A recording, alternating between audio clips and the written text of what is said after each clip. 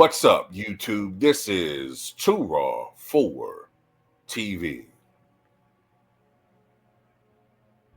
Have y'all noticed, before I get into this video, have y'all noticed how quiet guys like Shannon Sharp and Nick Wright have been? Mighty quiet.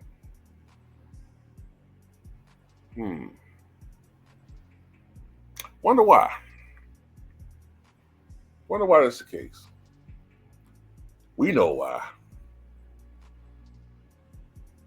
Because their boy is stuck in an igloo right now, completely in goddamn entrenched in that motherfucker. Iceberg cold. For his last 20 in 3-point attempts. I don't know the real figure because they're kind of like hedging the numbers. Some say he's missed his last 19. Some stats say he missed his last 20. Some say he's missed his last 24. He missed a shit load of 3-pointers.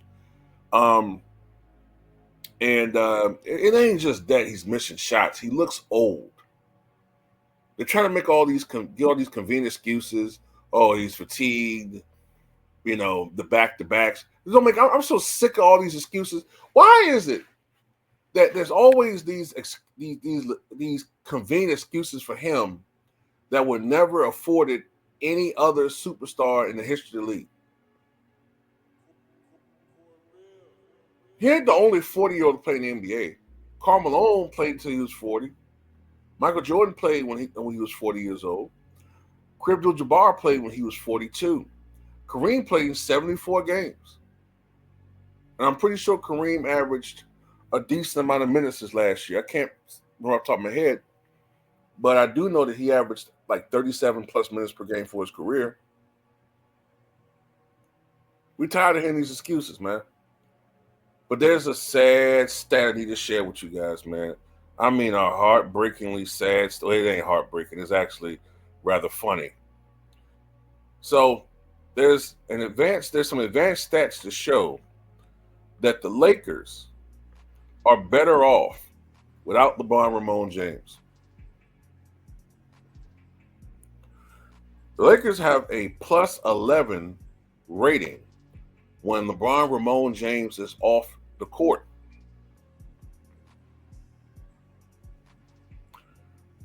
And they're negative 5.7 when he's playing per 48 minutes. His net rating this season is negative 8.7. It was plus 3.8 last year. His plus minus so far this season is negative 111. In just the last game, it was negative 28. And what's so shocking about that is that as a team, the Lakers have just a negative rating of 2.5 as a team for the entire season. So what's that telling me is that if LeBron was, say, replaced with some nondescript average small forward, or whatever the fucking position he plays now, that would shift him around. If you just replace him with a nondescript player that's just average, the Lakers would actually be fully taking advantage of all of these free throws. You know, the 1,500 more free throws that they've attempted over the past couple of years compared to their next opponent. All these non-calls that they benefit from, it would actually be taking effect, and they would probably have one of the best records in the league if they just had some nondescript average 27-year-old playing in his position. But LeBron Ramon James, with his lack of defense, is not giving a shit. His stat padding, his unrelentless, stat padding has taken a toll on the Lakers. And they've become the fakers. And despite all of these advantages, they're only 12-9. 12-9. They really should be 11-10. But that goofball of a Jazz coach gifted them a victory. And by the way, LeBron's shenanigans almost cost him that game. And it should have cost them that game. Can you guys imagine if Michael's Bulls had all of these advantages?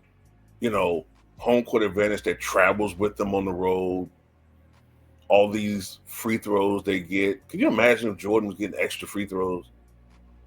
I mean, just extra shit.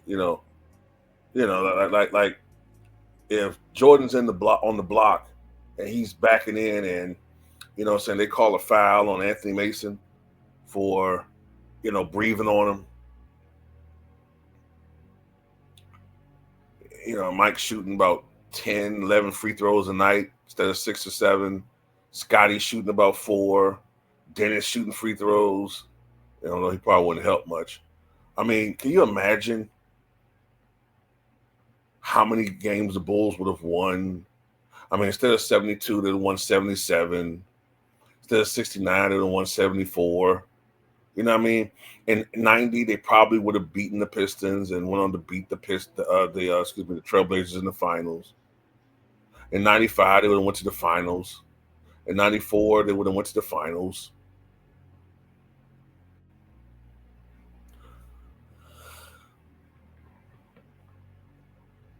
I mean, LeBron Ramon James even has a worse net rating than role players on his team, like Gabe Vincent and Cam Reddish. Cam Reddish has been more impactful for the Lakers than LeBron Ramon James. As we said before, ladies and gentlemen, he's just putting up empty numbers at this point. That's all he's doing is going around padding those stats. I mean, he literally stayed in the game that he mentally quit in yesterday just to maintain this stupid-ass consecutive double-digit scoring streak that nobody cares about. Do you really respect that? It don't come organic. Mike's came organically. I think his streak was what was it, like 866 consecutive games, I think.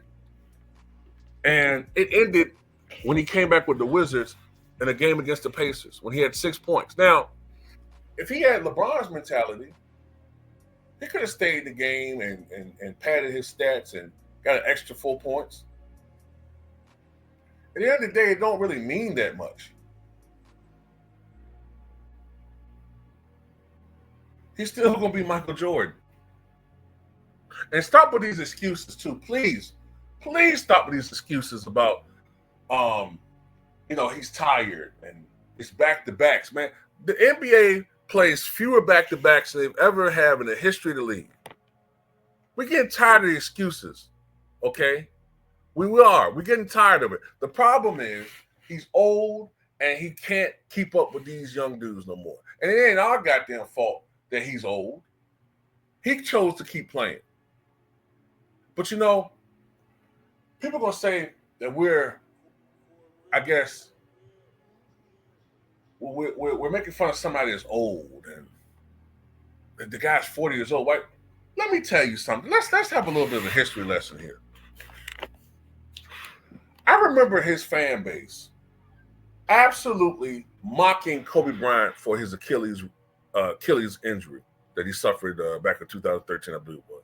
And he was never the same player. And I tried to explain that to them, thinking that these people are logical. They didn't care. They made fun of him. He's garbage. He sucks. This guy, I can't believe you compare him to LeBron. LeBron back then was dunking on, little old small guards and whatnot back then. But anyway, making fun of him. And then you guys did the unthinkable. You guys mocked his demise.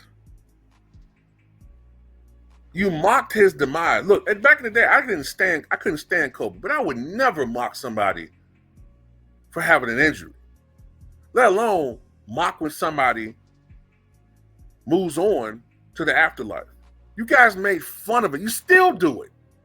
And you want us to lighten up on him? If you don't get the hell out of our faces, you did this because you're evil and disgusting. Some of you guys are the filthiest, most disgusting people I've ever encountered, I should say, in sports world.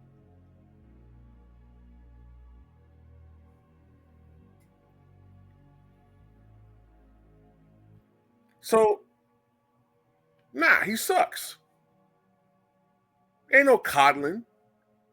None of that. This is the same dude that disrespected his fellow NBA player for saying his son was better than a lot of them, which was cap. So, nah, he's garbage right now. Stinking, filthy, fetid piles of trash is his game right now. And, will he turn around? Maybe, hopefully. But he sucks. And I don't know why the mainstream media is so scared to just say it. He sucks. And he's hurting the team. Shout out to 78 Sports if you've seen his video. The players pretty much said it. They hear what the media hear what the teammates are saying. But, JJ Redneck too scared to say what everybody's thinking because he knows LeBron is really his boss.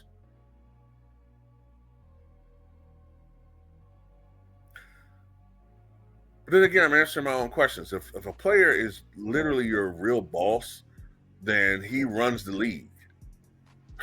He runs the league. And everybody in the media is scared to say what they're thinking. But anyway, it's time for him to go on and mercifully end his career and move on to whatever his next endeavors are. Go on to be an owner, go do some poor, bad movies that nobody wants to watch. Only people that are going to watch them are his legion of fans. You know what I'm saying? Just go do whatever you got to do, man. Just please. With your career, I mean, yeah, you're a great player and all that, man, but we're tired of your presence, bro. Stinking it up.